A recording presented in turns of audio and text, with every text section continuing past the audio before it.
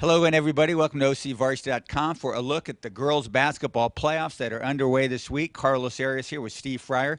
Carlos, let's start with taking a look at Division 1AA. It is loaded. Of the 20 teams ranked in the state top, 26 of them are in this division, and we got a couple county candidates in this one, right? Yeah, this division is ridiculous. I'm calling it the WNBA division. I mean, it's just loaded. The first two rounds, there's going to be some tough games, but starting the quarterfinals, any of those guys can win. It's that tough. I mean, you got Long Beach Poly, number 4 in the state. They're the top seed in the division. Mater Dei, number 2 in the state. Yeah. They're number 2 in the division. You got teams like Santiago of Corona. They've been deep in the playoffs before. They've been to the finals. You got who else do you got? Edison. God. Oh, Edison, you got to know about this. Carly Samuelson is out of the playoffs. She's got a case of mono.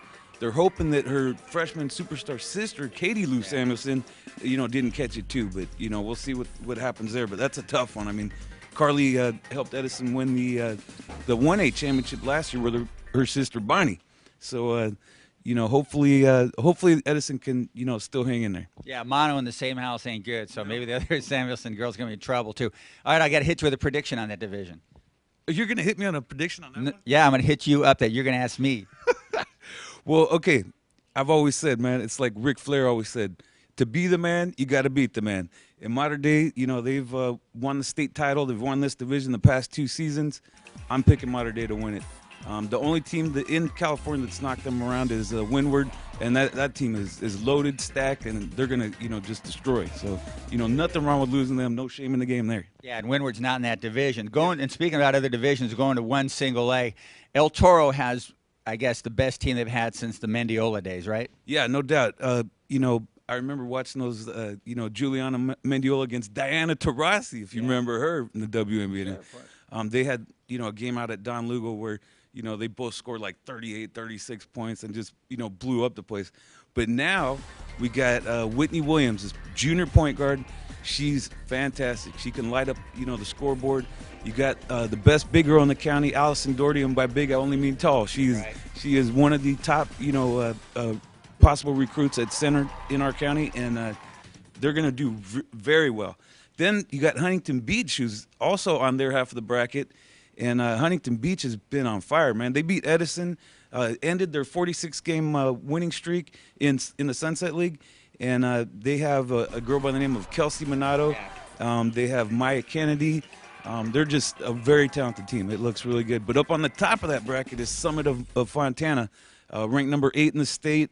They look like the big dog in that division. Going on to 2AA, we've got Mark Keppel. That's the top-ranked team in that division. But we got Canyon, and they're a good county representative. Yeah, big time. I mean, Canyon, get this, they beat Brea Linda.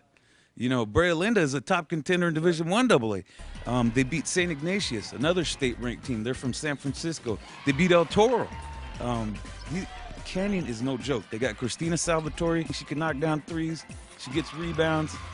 They have Shanice Jackson, another very good player. And Lindsay Uyamatsu. I hope I said that right, Lindsay. She's a big three-point threat on that team, too. Now, you talk about three-point threats and all-around players. Division 2 single A, Foothill High School, Molly Grubel. She's a leader. Yeah, man, you see that girl play, and you know what? She'll spend the first part of the game making sure that everybody gets involved, using her passing, doing all the little things, and then, boom, when they need points, she just goes crazy. All right, other divisions, Carlos, we got some other county teams that may make some noise. We got 3 AAA, so many other divisions. Who's out there? Well, the one that I'm looking at is 3AA, and Laguna Hills has a very good team.